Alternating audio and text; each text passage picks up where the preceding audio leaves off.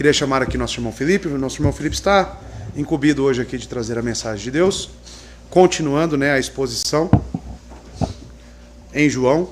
Só gostaria de fazer uma oração e que você ore também no seu lugar, para que ele, como instrumento de Deus aqui, com aquilo que Deus tem o capacitado, ele possa comunicar com fidelidade a sua palavra.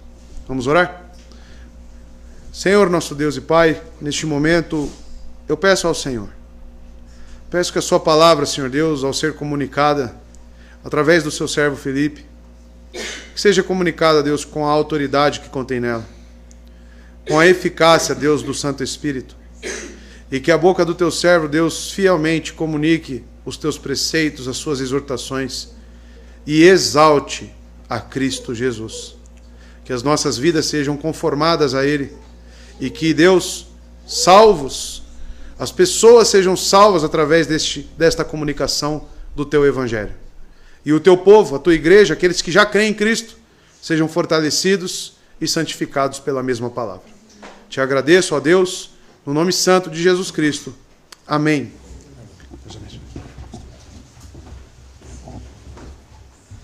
Graça e paz, irmãos. Boa noite.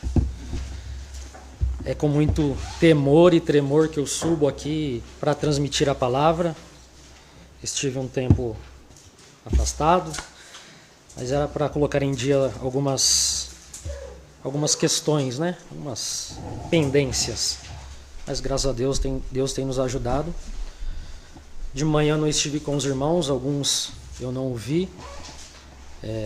Para muitos que sabem, a Natana trabalha em hospital, então há domingos que ela trabalha e domingos que não.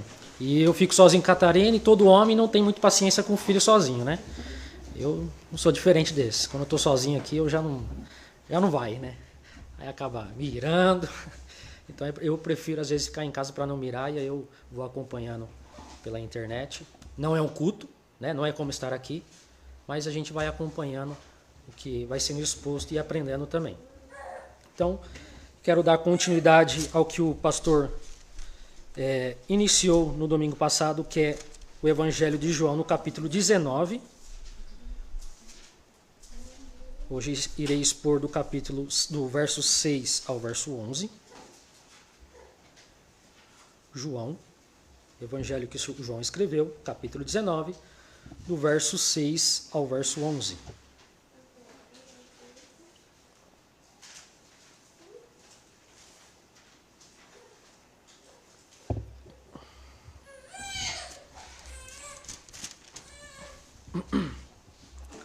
O evangelista diz assim, verso 6. Ao verem-no, a minha versão é a Ara, tá, irmãos? Não sei se a sua é diferente, mas algumas palavras vão mudar, mas a intenção do autor é o mesmo. Ao verem-no, os principais dos sacerdotes e os seus guardas gritaram, crucifica-o, crucifica-o. Disse-lhe Pilatos, tomai-o vós outros e crucificai-o, porque eu não acho nele crime algum. Responderam-lhe os judeus, temos uma lei, e de conformidade com a lei, ele deve morrer, porque a si mesmo se fez filho de Deus. Pilatos, ouvindo tal declaração, ainda mais atemorizado ficou, e tornando a entrar no pretório, perguntou a Jesus, de onde és tu?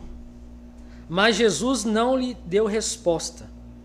Então Pilatos o advertiu, não me respondes? Não sabes que tenho autoridade para te soltar e autoridade para te crucificar? Respondeu Jesus, nenhuma autoridade teria sobre mim, se de cima não te fosse dada. Por isso, quem me entregou a ti, maior pecado tem. Até aqui, irmãos. Só para dar uma introdução aos irmãos, Jesus aqui ele está seguindo a crucificação. Jesus está seguindo um julgamento, como já foi exposto, um julgamento totalmente ilícito, totalmente fora dos conformes prescritos pela lei. Mas Jesus está seguindo aquilo que Deus determinou. Mesmo com tantas falcatruas diante desse julgamento, a vontade de Deus está sendo estabelecida. Aquilo que Deus determinou na eternidade, ao qual nós chamamos de pacto da redenção, está sendo cumprido. E isso já serve de alerta para nós. Seja o mundo, ou esteja o mundo seguindo para onde for, tudo está seguindo o propósito de Deus. Nada foge do controle daquele que criou e sustenta todas as coisas. Aquele que põe rei e tira rei. Tudo está seguindo conforme Deus estabeleceu. E de Jesus aqui não será e não é diferente. E só para lembrar os irmãos, eu não sei se os irmãos se lembram da vez que eu preguei no capítulo 15, volta só um pouquinho aí no capítulo 15, no verso 12.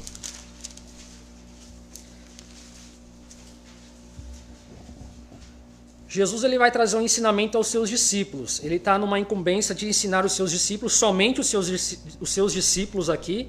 E no verso 12 ele diz: o meu mandamento é este, que vos ameis uns aos outros, assim como eu vos amei. Não sei se os irmãos se lembram, a exposição que eu fiz sobre esse texto, sobre esse amor que Jesus está exigindo dos seus discípulos. Esse amor, segundo a gramática grega, ele está em 3 posições. Ele está no ativo, ele está no tempo auristo e ele está no indicativo. Ou seja, no indicativo é uma certeza. Jesus amava esses discípulos. Ativo é ele toma a iniciativa de amar esses discípulos. Esses discípulos não fizeram nada para que Jesus o amasse.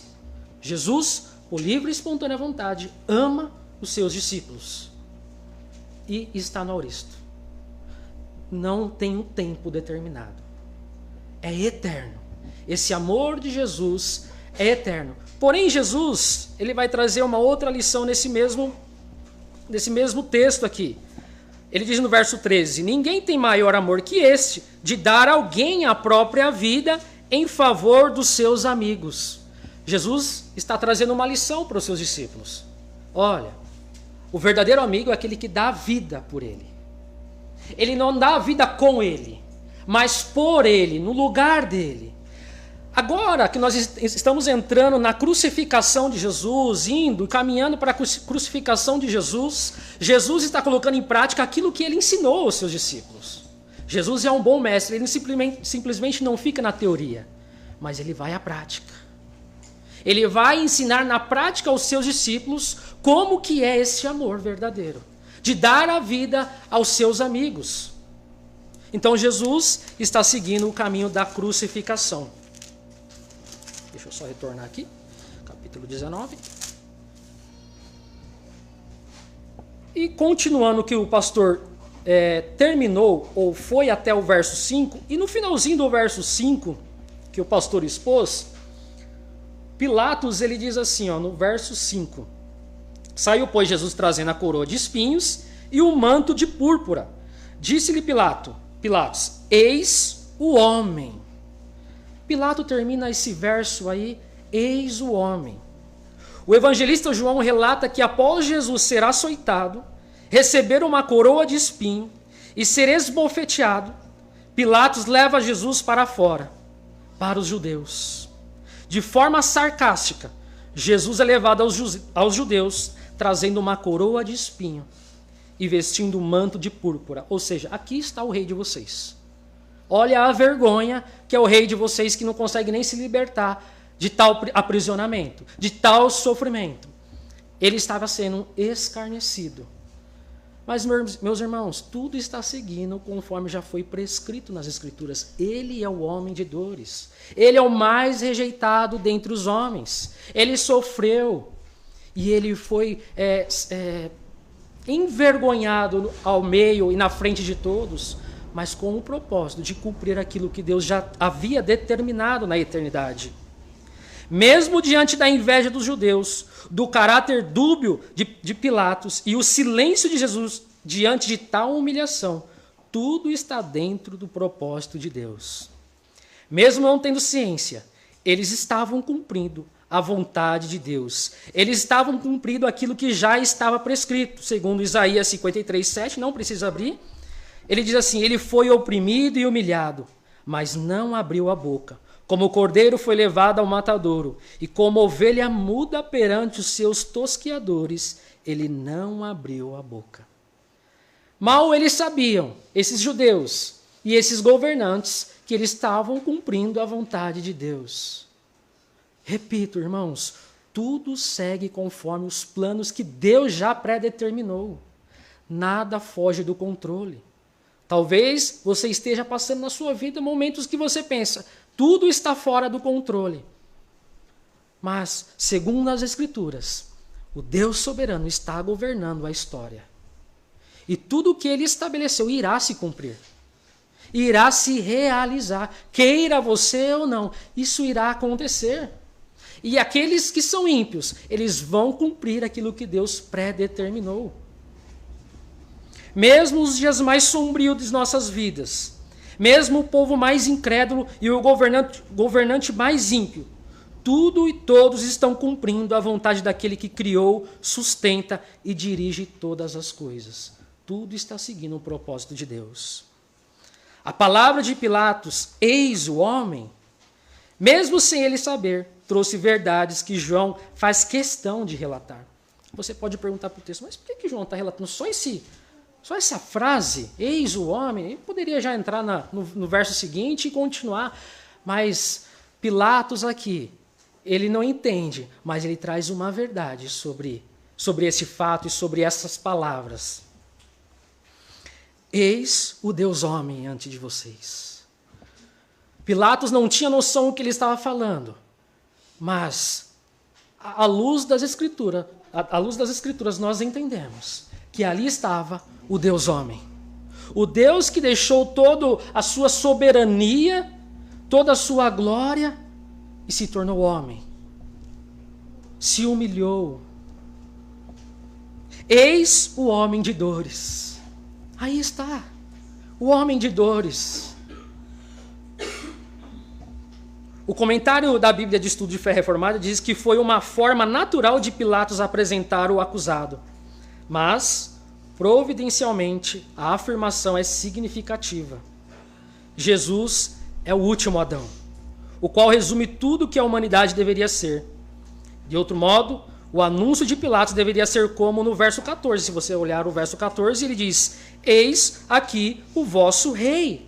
Por que ele não repetiria as mesmas palavras? Eis aqui o vosso rei. Porque era isso que eles estavam acusando Jesus, que ele estava se titulando como rei, como filho de Deus. Mas não, ele usa as palavras, eis o homem. Deus usa até mesmo a boca do ímpio, mesmo sem ele saber, para trazer certas verdades. Eis o homem.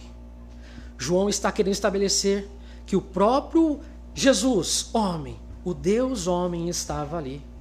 Lembra do propósito de João? Que era trazer os seus leitores a crer que ele era o Filho de Deus, o Deus homem, o Deus encarnado. Então Pilatos, e João faz questão de relatar uma autoridade ímpia, trazendo e intitulando Jesus como eis o homem aí. Então, há verdades nessas palavras de Pilatos. Por meio do representante federal de toda a raça humana, Adão, entra o pecado no mundo. Todos sofrem a consequência de sua desobediência. A morte passa a reinar. Mas por meio da obediência do representante pactual de todo o eleito, Jesus, por meio dos seus açoites, por meio do seu corpo dilacerado, esmagado, por meio do seu silêncio diante de tal injustiça e tal sofrimento, como um cordeiro mudo que vai ao matadouro, já não há mais condenação para os que creem em Cristo. Nele recebemos vida. Então, se por meio do primeiro Adão, todos nós fomos acometidos pelo pecado, recebemos a morte como sentença, pelo eis o homem, o segundo Adão, conforme o comentarista da Bíblia Reformada, o segundo Adão. Por meio desse segundo Adão, nós recebemos vida. Eis o homem. Eis o homem que será açoitado. Eis o homem que está sendo escarnecido. Eis o homem de dores. É através desse homem que nós recebemos vida. É através da morte desse homem que nós recebemos vida. Já não há mais condenação para os que creem em Cristo. Nele recebemos a vida. O justo teve que morrer para que os injustos passassem a viver. Morre-se o injusto para que muitos injustos passassem a viver. Por meio da morte de um, muitos passaram a viver. Paradoxo. Mas essa é a verdade do Evangelho. O Deus que morre para que os seus filhos, os seus eleitos, passassem a viver. Eis a loucura do Evangelho. O santo torna-se pecador, e entenda-se que pecador aqui é sofrendo a consequência, levando os nossos pecados sobre a cruz, para que os pecadores fossem tornados santos. O inocente torna-se culpado, para que os culpados se tornassem inocentes. O Deus se torna homem, para que os homens sejam como ele. Eis a loucura do Evangelho. Você já parou para pensar? Que Deus deixa a sua glória para ser homem, para que nós fomos conformados à sua imagem perfeita, por meio da crucificação de Jesus. O Deus se torna homem, para que os homens se tornassem como ele, santo, sem mácula, através do sacrifício de Cristo. A loucura da cruz, mas a glória do Evangelho. O mundo olha isso e os próprios filósofos, que loucura! Porque nos primeiros séculos os filósofos estavam em alta e, segundo eles, é loucura um Deus querer se tornar homem, porque para os filósofos o corpo é um corpo corruptível, a matéria é pecaminosa, é corruptível. A tendência é você desassociar da matéria, mas esse Deus santo se torna matéria, para que as matérias se tornassem santos. Por isso que Paulo é a loucura do Evangelho, mas é a loucura que nos salva. É esse Evangelho que salva o mais vil dos pecadores. Talvez você entrou assim com esse pensamento: eu sou o mais vil dos pecadores. Te apresento o Evangelho que pode te salvar. Paulo, na carta aos Romanos, diz: o Evangelho é poder de Deus para a salvação de todo aquele que crer. Salvou a mim, salvou os irmãos. Esse Evangelho tem poder para salvar o mais vil dos pecadores. E adentramos propriamente ao texto, verso 6. O primeiro verbo aí, ó, ao verem-no. A raiz grega desse verbo aí é horal, que literalmente significa ver. Só que aí a gente vai entrar numa questão de contexto. Dependendo do contexto, pode significar notar algo ou alguém de forma toda especial. Então, imagine o cenário: Jesus foi esbofeteado, foi açoitado, e agora Pilatos leva ele de novo ali na frente dos judeus. E os judeus, ao verem-no, e João destaca esse verbo, ao verem-no Jesus. E esse verbo no português não traz tanta significância para nós. Mas no grego, dependendo do contexto, vai trazer umas verdades aqui para nós. Em Mateus capítulo 9, verso 30, consegue colocar para mim, Rodrigo, por favor? Não sei se tem aí a ARA, Revista Corrigida.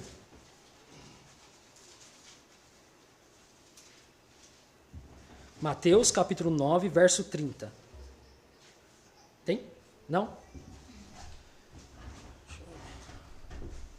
A visão deles foi restaurada.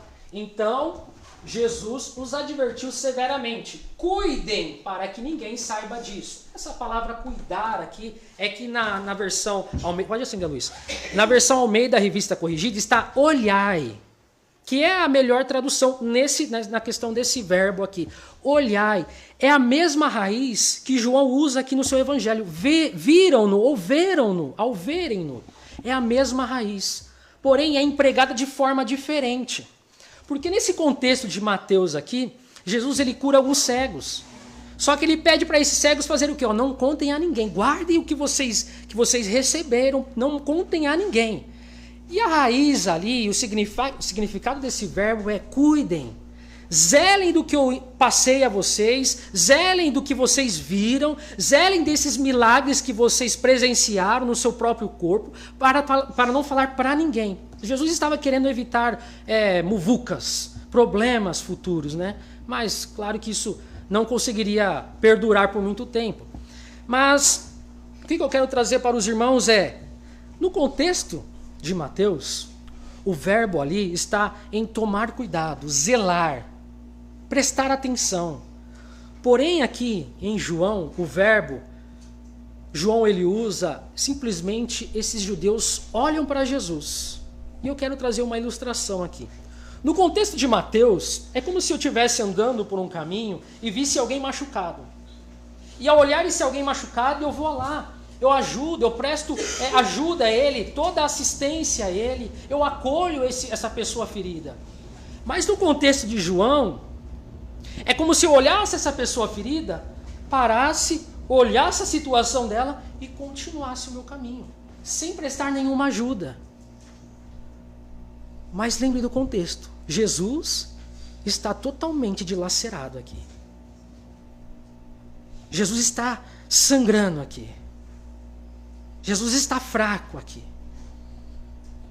E esses judeus olham para Jesus e simplesmente olham, porque esse verbo ele está no indicativo, ou seja, era uma certeza. Eles olharam para Jesus, fitaram os olhos em Jesus. O verbo está na auristo, ou seja, permaneceram por um tempo indeterminado.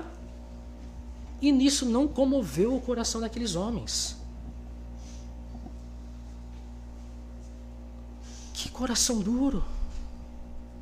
Eles olharam para Jesus naquela situação, totalmente fraco, com seu corpo dilacerado, sua cabeça sangrando, talvez todo inchado.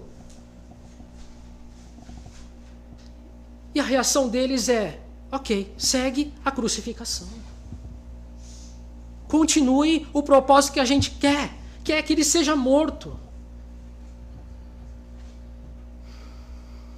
Entretanto, em João, o evangelista usa o verbo ver, ou seja, os religiosos, ao verem Jesus todo dilacerado, todo ensanguentado, nada gerou em seus corações. Eles simplesmente o trataram com desdém, desprezando a sua situação. Talvez a sua atitude seja, que isso? Que homens perversos.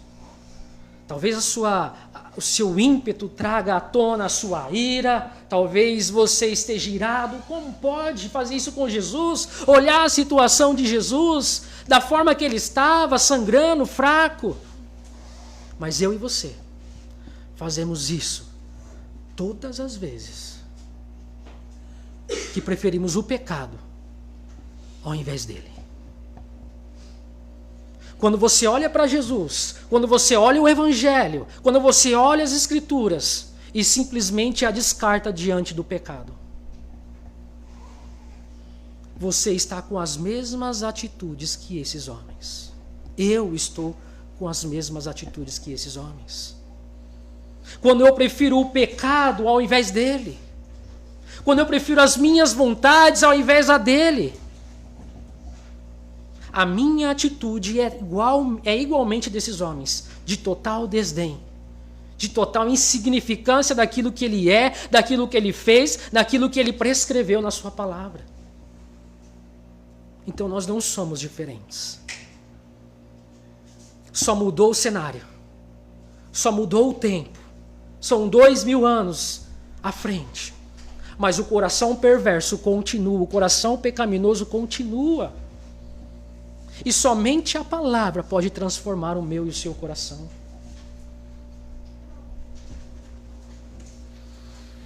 Talvez tal atitude desses religiosos nos traga tristeza, raiva, indignação. Porém, o tratamos da mesma forma quando desejamos mais o pecado do que a ele. Quando anulamos a sua presença diante da atitude pecaminosa, quando suprimimos a verdade pela injustiça, como diz Paulo, quando fazemos tais coisas, somos semelhantes a esses religiosos. E o desdém desses homens é ratificado com o que vem a seguir. Olha novamente o texto no verso 6 aí. Gritaram dizendo, crucifica-o, crucifica-o. O desdém desses religiosos é confirmado quando, ao olharem a Jesus naquela situação, o desejo deles era continuar com o plano de tirar a sua vida. O verbo aí também, gritaram no grego, está no modo indicativo e no tempo auristo também. Que isso significa? Era uma certeza. João está mostrando, olha, eles gritaram. Porque João está narrando. Olha, eles gritaram. E o verbo está no auristo, ou seja, eles gritaram por um tempo. E não há um tempo determinado, ou seja, foi algo constante, gritando, crucificam, crucificam, crucificam. Ou seja, João está afirmando que eles gritavam, e de forma constante, sem tempo determinado. Os corações desses homens estavam tão tomados pela inveja, que eles gritavam de forma exacerbada. O evangelista Lucas, no seu evangelho, relata, no capítulo 23, verso 20 e 21, que quanto mais Pilatos demonstrava o desejo de soltar a Jesus, mais a multidão gritava. O pecado tem esse poder de endurecer o coração do homem. Mesmo o evangelho ali encarnado diante deles, eles gritam, crucificam, crucificam. E Pilatos, o ímpio, que não tinha a lei, percebe em Jesus que não havia culpa nele. Mas quanto mais Pilatos tinha esse desejo de soltar a Jesus, porque não havia pecado nele, mais a multidão gritava. O evangelista Lucas ele vai dizer que eles gritavam mais ainda, crucifica-o, crucifica-o. Mal sabiam eles que todo esse ódio e inveja que os fazem a desejar a morte de Jesus corrobora com o plano do Pai.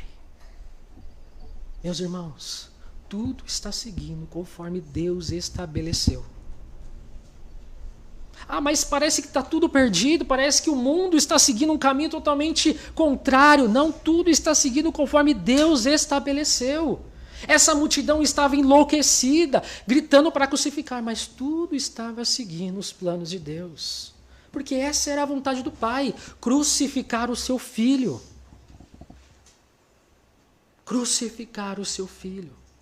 Essa era a vontade do Pai. Vale destacar que Jesus está em silêncio. Vocês ouviram alguma palavra de Jesus? Vocês perceberam Jesus falando alguma coisa? Ou está doendo?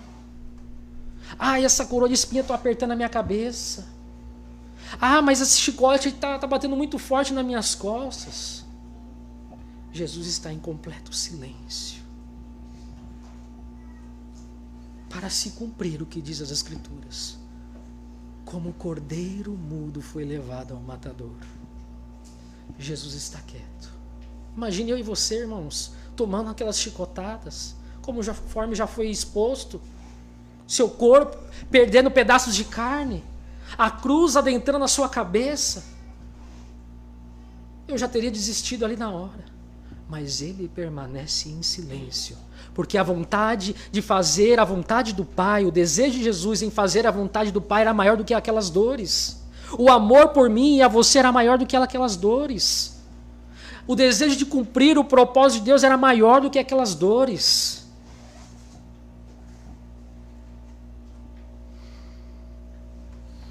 Mesmo com as dores das bofetadas, das chicotadas, mesmo estando totalmente fraco, pois o seu corpo já estava perdendo muito sangue, ele não reclama.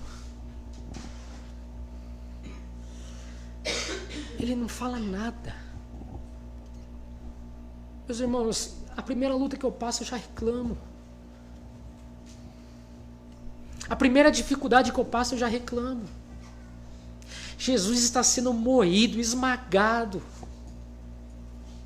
E ele permanece em silêncio. Ele permanece quieto. Ele não abre a boca. Mais do que as dores daquelas chicotadas, daquela coroa de espinho esmagando sua cabeça, estava o desejo de cumprir a vontade do Pai. Estava o amor aos seus eleitos. Meus irmãos, que amor é esse?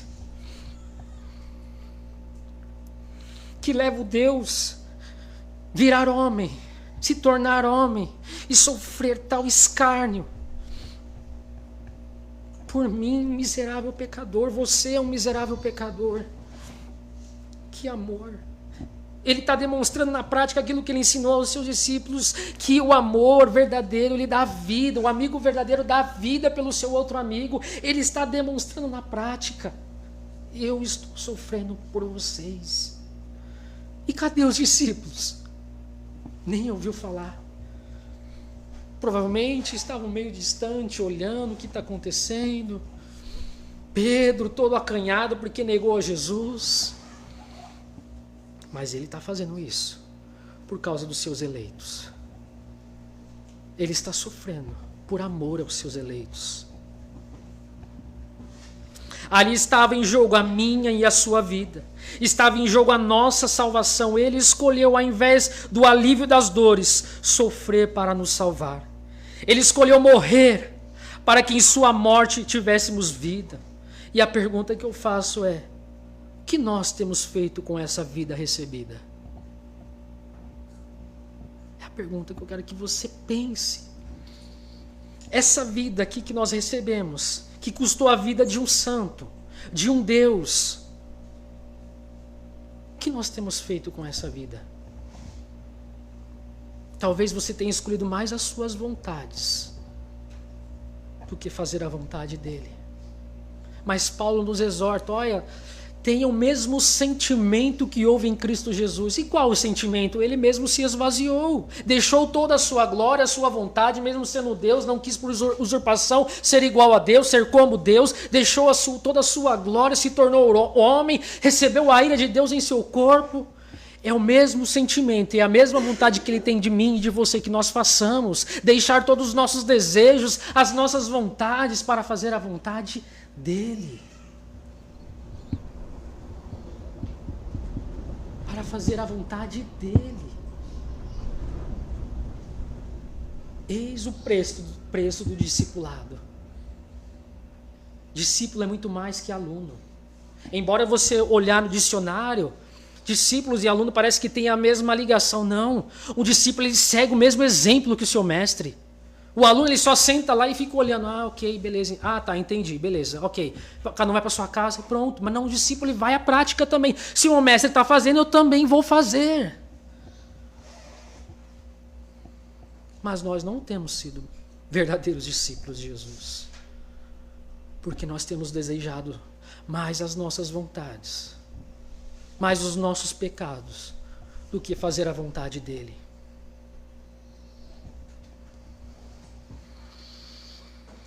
O que estamos fazendo com essa vida recebida? O que estamos fazendo? Pense. E ele continua no mesmo verso. Disse-lhe Pilatos: tomai vós outros e crucificai-o, porque eu não acho nele crime algum.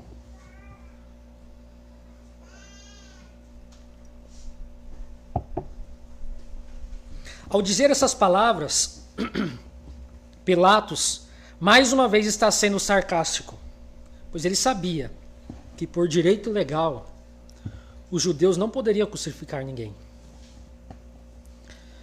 Essa sentença de crucificação somente os romanos poderiam fazer. Era uma pena capital. Somente eles poderiam trazer essa sentença sobre alguém.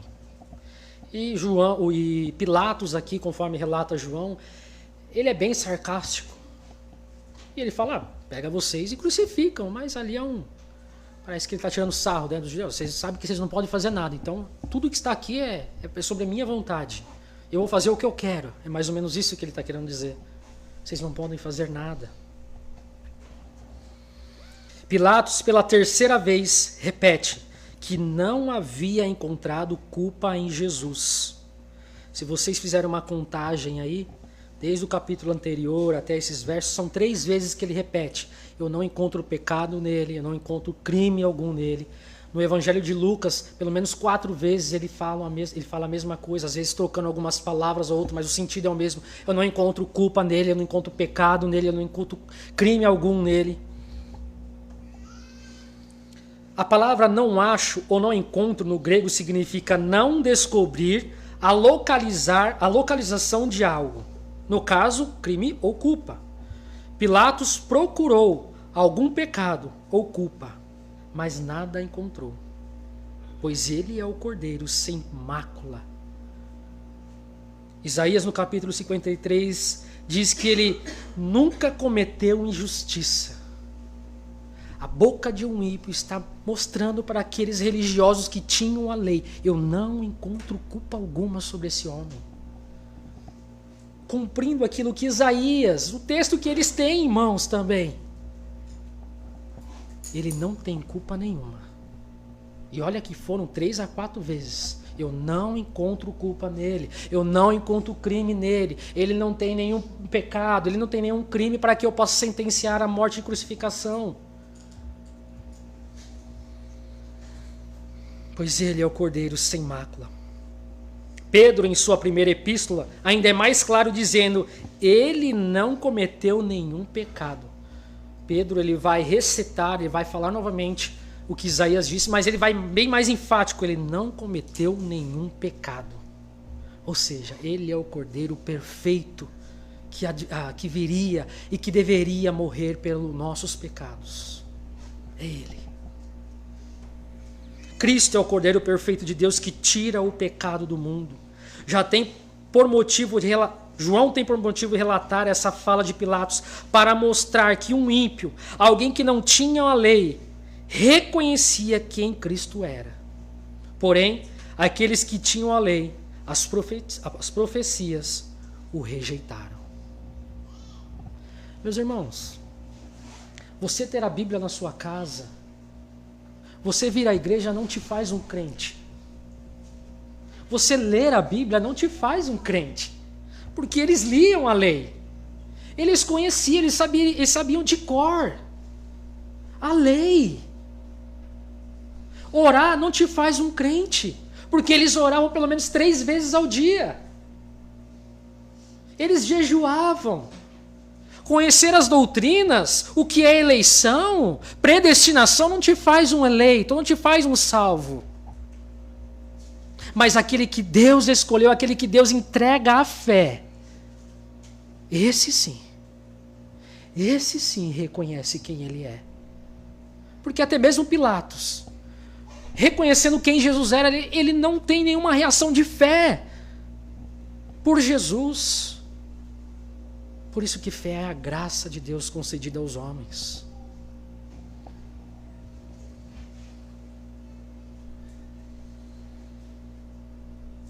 Verso 7. Responderam-lhe os judeus: temos a lei, e de conformidade com a lei, ele deve morrer, porque a si mesmo se fez filho de Deus. Olha aí, eles tinham a lei. Uau, eles tinham a lei. E eles tinham a lei, mas eles não tinham a lei no seu coração. Você pode ter todos os versículos marcados, gravados em sua cabeça, mas se você não tiver a lei no seu coração, de nada vale. Você pode saber a Bíblia de cabo a rabo, se essa palavra não trouxer mudança no seu coração, de nada vale. Ah, mas eu sei citar todas as escrituras. Ok, Satanás também sabe, pois ele citou no deserto a Jesus na tentação. E aí? A diferença não está na forma que nós lemos as escrituras, mas na forma que ela lê o nosso coração, na forma que ela expõe os nossos pecados. Aí está a diferença. Como que a Bíblia tem lido o seu coração? Ou ela tem lido o seu coração? Ela tem exposto os seus pecados? Porque se não tem feito isso, você está sendo como esses homens. Você sabe todas as doutrinas. Você sabe toda a Bíblia. Mas isso não muda a sua vida. É a diferença do verdadeiro cristão para um religioso. É que a palavra, ela fala ao nosso coração. Ela expõe os nossos pecados. Ela nos esmaga. Como diz Agostinho: feriste com tua palavra, então eu te amei. Essa palavra nos fere. Ela traz ferida aos nossos corações. Por quê? Porque ela expõe os nossos pecados. Aí está o verdadeiro eleito de Deus. Porque fere, mostra os nossos pecados, mas nos leva à cruz. Ali está o perdão do seu e do meu pecado.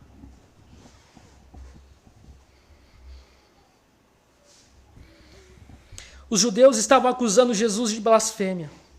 com base em Levíticos 25, 16. Porém, só seria uma blasfêmia se Jesus incitasse a adorar outros deuses. Eles se gabavam por ter a lei, mas nada tinham da lei em seus corações. Não era a lei que os conduziam à verdade, mas eram as suas verdades que os levavam a entender a lei. Aqui está o grande problema.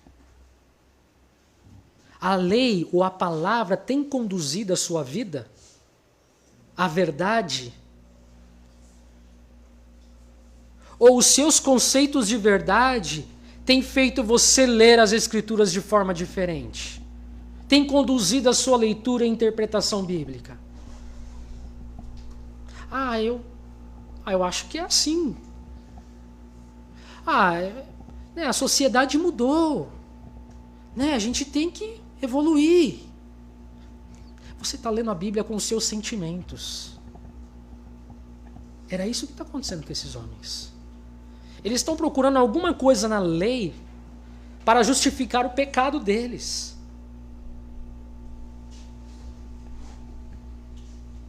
Mas as Escrituras, quando bem interpretada, ela nos conduz à verdade do Evangelho. Nós saímos do campo do achismo e entramos do campo do concreto, do que é real, do que é verdadeiro.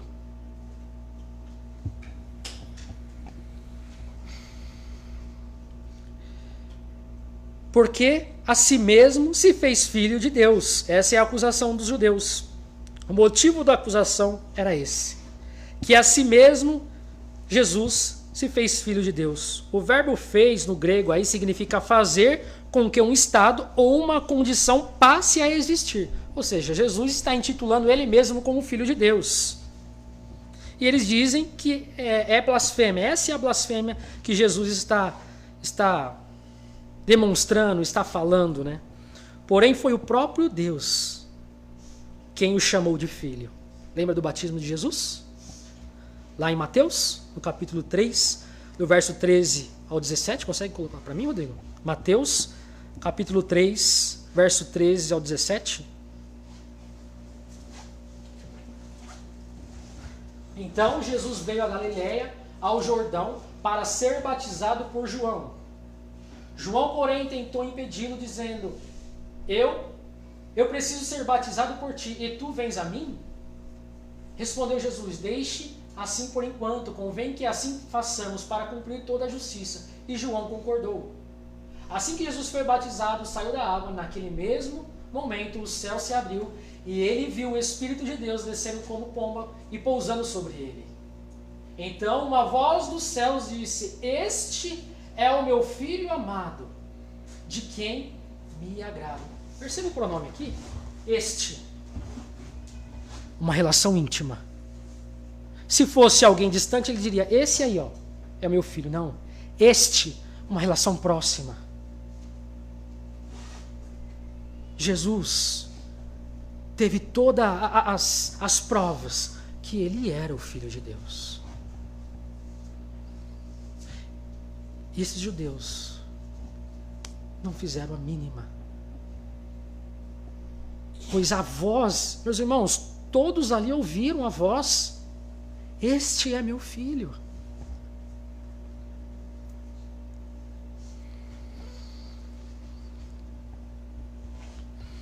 A verdade é que queriam justificar a sua inveja, seus pecados, usando a própria lei.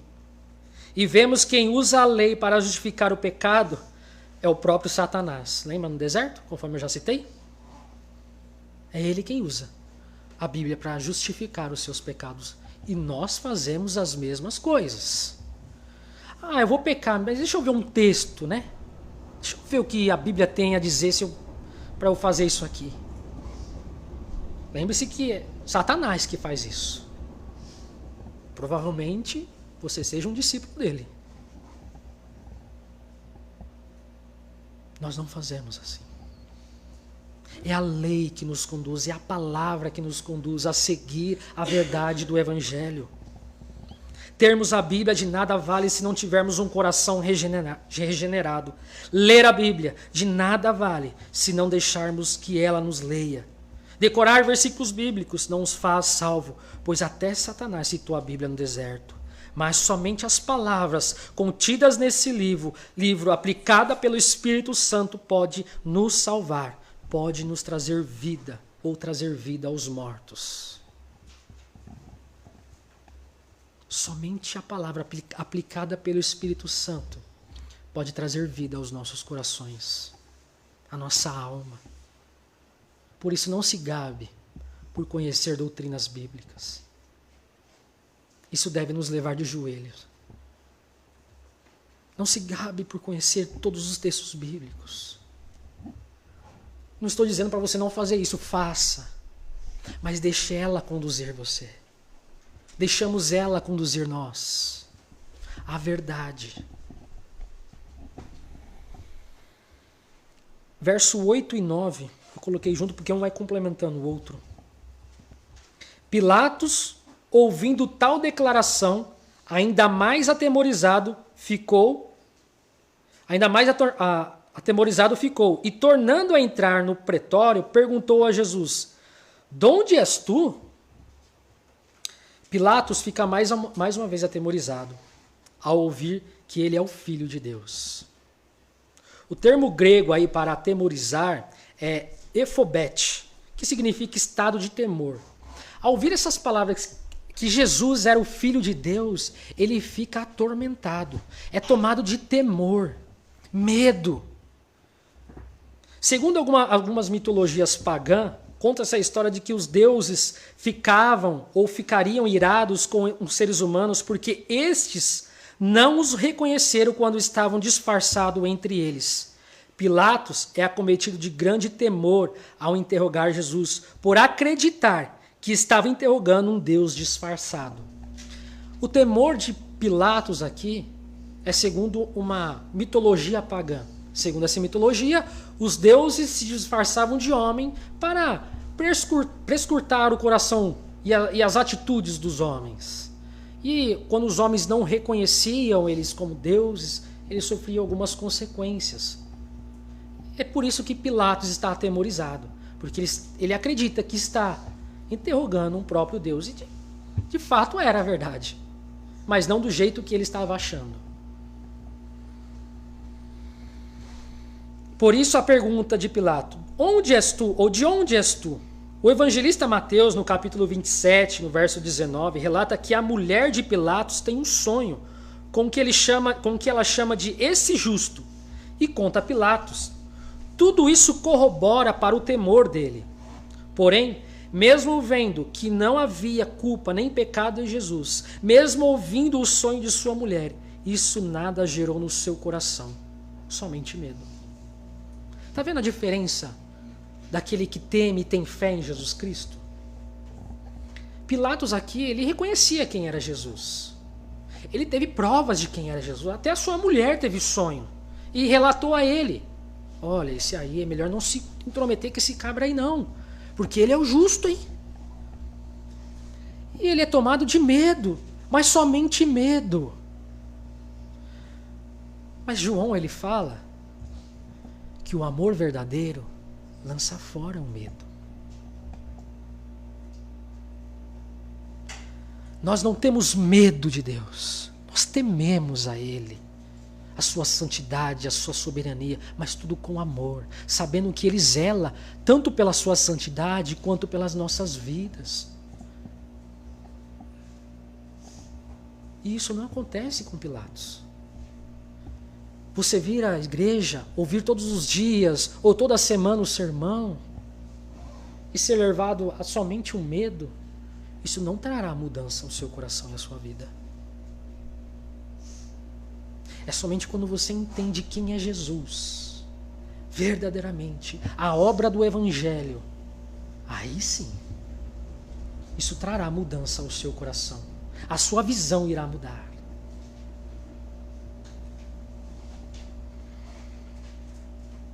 Diferentemente de Raabe, lembra de Raabe que o pastor expôs aqui na quarta-feira? A prostituta de Jericó, que escondeu os espias em sua casa, ao ouvir sobre o Deus de Israel e os seus grandes feitos, foi levada a crer. Não a ter medo, mas ela creu nele. Percebe a diferença?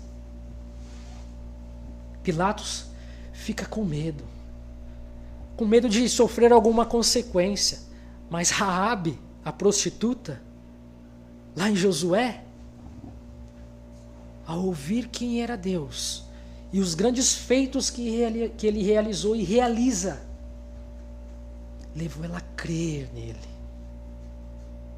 Ouvir sobre os feitos de Deus ou de Jesus não pode nos levar a ter medo, mas a crer nele, a amá-lo.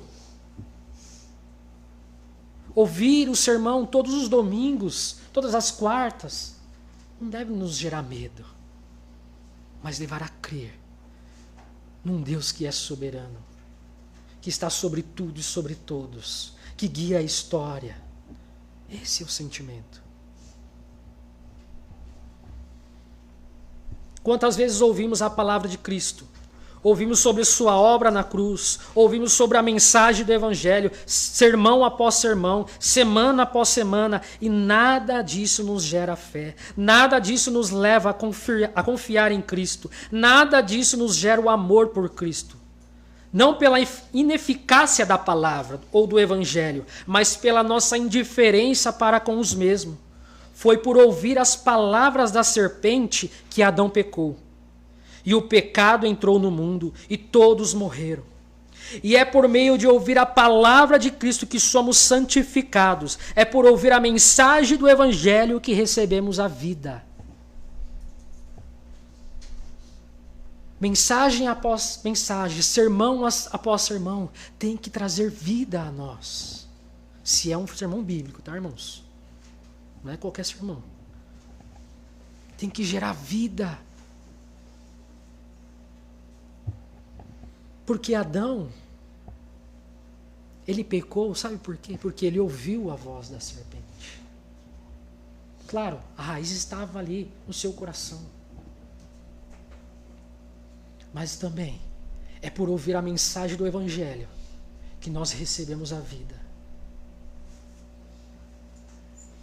Não desdenha a mensagem do Evangelho. A questão aqui não é a ineficácia da palavra, nem do Evangelho, mas como nós recebemos ela.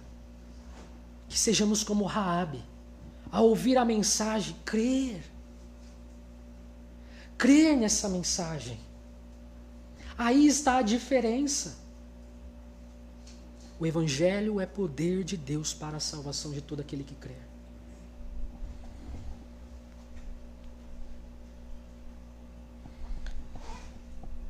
E o evangelista continua, mas Jesus não lhe deu resposta. Jesus continua em silêncio. Mesmo diante de tudo isso que está acontecendo, Pilatos indagando ele, Jesus está em silêncio. A pergunta que fazemos ao texto é: por que Jesus se mantém calado? E por que João relata o silêncio de Jesus? Qual é o intuito dele? Relatando, Jesus ficou em silêncio. Irmãos, todo escritor tem um propósito em colocar, e João não é diferente. Por isso, o fato de nós entendermos o propósito do autor. João está colocando palavra por palavra, porque ele tem um intuito. Por isso, quando vocês verem alguma coisa, opa, mas por quê? Vai atrás, pesquisem, porque existe uma verdade ali. O escritor tem algo a trazer com essas palavras. Se Jesus falasse de onde ele era, provavelmente Pilatos tentaria salvá-lo. Porque ele pergunta, de onde tu és? E se Jesus falasse assim, eu sou de um reino, né? Eu sou filho de Deus, eu sou rei desses homens mesmo. Talvez Pilatos tentaria dar um jeito, né? Melhor a gente tentar tirar esse homem daqui, porque ele é filho de um Deus, ele também é Deus, vamos tentar livrar ele dessa morte de crucificação, ou por crucificação. Mas Jesus sabia qual era a sua missão. Sua missão não era ser salvo, mas de salvar. Estou colocando uma hipótese, tá, irmãos? Os comentaristas colocam uma hipótese. Claro que isso não ia acontecer porque deveria acontecer conforme aconteceu. Mas se Jesus falasse alguma coisa, provavelmente Pilatos tentaria salvar Jesus. Mas esse não era o intuito de Jesus ser salvo, mas morrer para que nós fôssemos salvos. Esse é o intuito de Jesus. E ele permanece com esse objetivo. Ele não rejeita o sofrimento, mas ele permanece calado para cumprir tudo aquilo que foi prescrito por ele ou sobre ele. Sua missão não era de viver, mas de morrer. Pilatos, segundo a sua crença, acreditava que salvando e dando atenção aos deuses, que ele não receberia alguma punição, ficaria em paz com as entidades. Porém, é pela morte de Deus, o Deus homem, que temos a paz para com Deus. É por meio de sua morte que não recebemos a ira de Deus. Percebe que paradoxo? Pilatos acreditava que por salvar ou dar atenção aos deuses, os deuses que se tornaram homens, ele não teria ou não sofreria uma punição. Mas do evangelho é o contrário. O Deus ali tem que morrer para que nós fôssemos salvos, para que nós não recebemos a ira de Deus sobre nós. É a loucura do evangelho. O santo tem que morrer.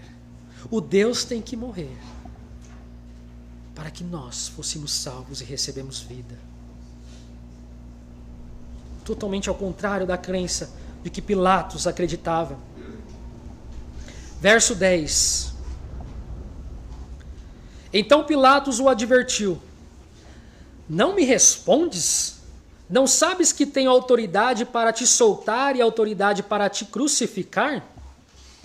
Pilatos, ao não receber a resposta desejada, diante do silêncio de Jesus, se mostra quem realmente é. Um homem egoísta e soberbo. E apela para a sua autoridade. O evangelista Mateus, mais uma vez, no capítulo 27, 11 ao 14, relata que Pilatos admirava o silêncio de Jesus diante as acusações dos judeus. Porém, quando Jesus fica em silêncio às suas perguntas, ou à sua pergunta, Pilatos mostra quem realmente ele é. Egoísta, soberbo.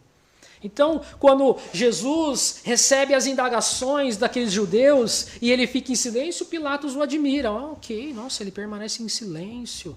Ele não demonstra nenhuma reação. Mas quando é com ele, ele mostra quem realmente ele é. O seu egoísmo. Como assim?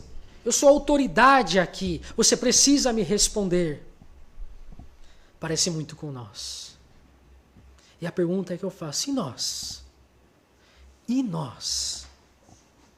E se diante de nossos questionamentos, Jesus nada responder? E se diante daquilo que nós tanto queremos e almejamos, ao invés do silêncio, eu ainda vou mais além, ele disser não? Qual é a sua e a minha reação? Com certeza é como de Pilatos. Egoísta, soberbo. Como assim? E alguns vão além. Não, como assim? Eu oro, eu jejuo, eu venho à igreja, eu dou oferta, eu dizimo, e vai. Isso só mostra o egoísmo. Como Pilatos: eu tenho autoridade para tirar a sua vida. Se Jesus não falasse nada diante daquilo que tanto você quer, como você reagiria?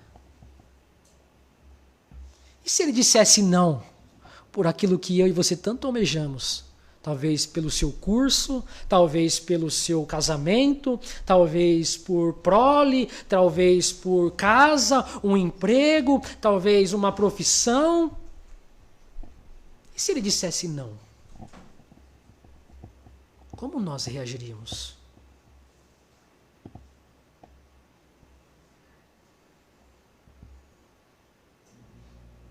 Será que reagiríamos com Pilatos? Eu acho que eu reagiria sim.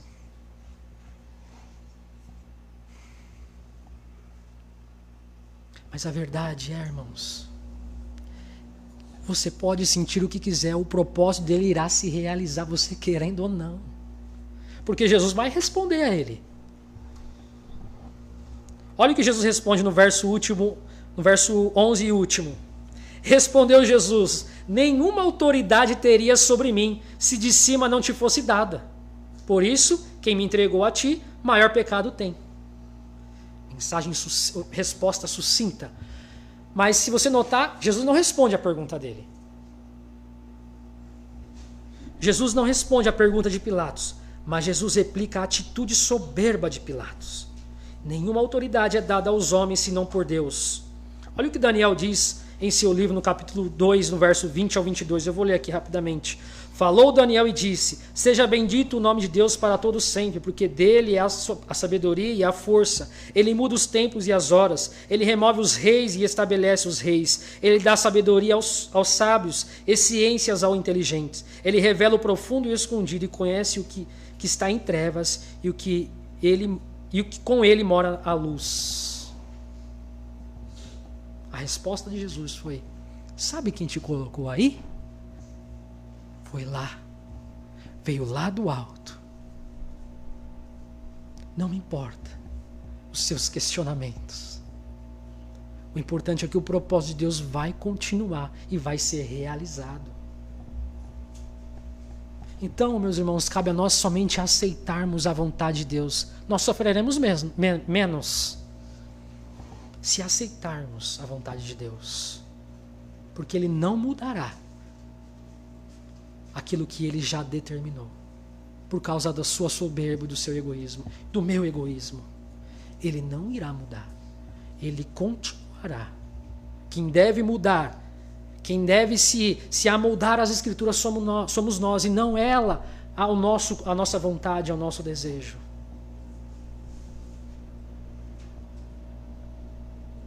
Quem somos nós para exigir algo de Deus? Quem somos nós para questionar quanto aos seus decretos? O que damos a Ele se tudo vem dEle? O que você pode dar a Ele se tudo é dEle e vem dEle?